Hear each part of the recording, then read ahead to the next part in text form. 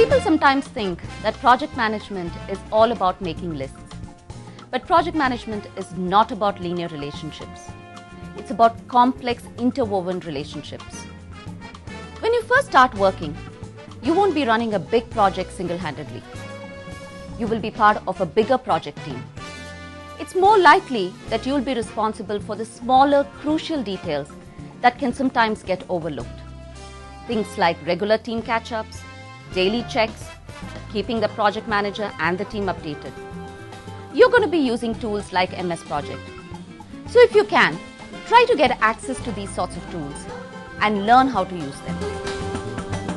Think about the process you go through in finding a job while in college. You're managing different applications in different sectors, arranging different interviews, changing plans midway through, weighing the options in real time.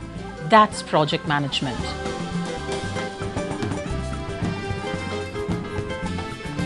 You have to think about everything at once, not work your way through a nice to-do list.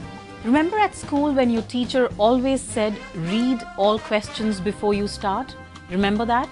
Don't just set off into the unknown with a tick box. Try to think it right through to the end first.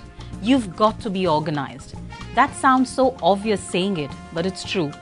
I use MS Project, which starts out like a simple to-do list, and then you group these items into phases, and you always have to keep an eye on the end goal.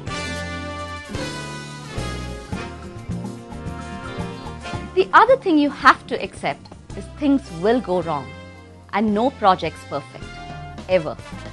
I learned it from a large project a few years ago. Two companies were coming together and my team was responsible for merging their IT systems.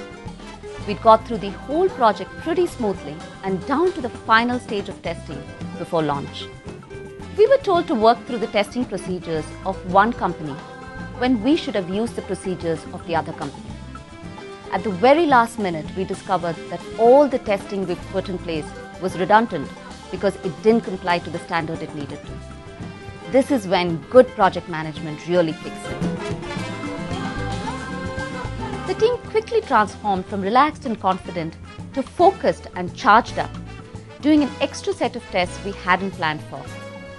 That's when I was pleased I'd worked so hard to build good relationships with my team. A few late phone calls, a couple of very late nights, and a few favors later, we were ready for launch. Lesson learned.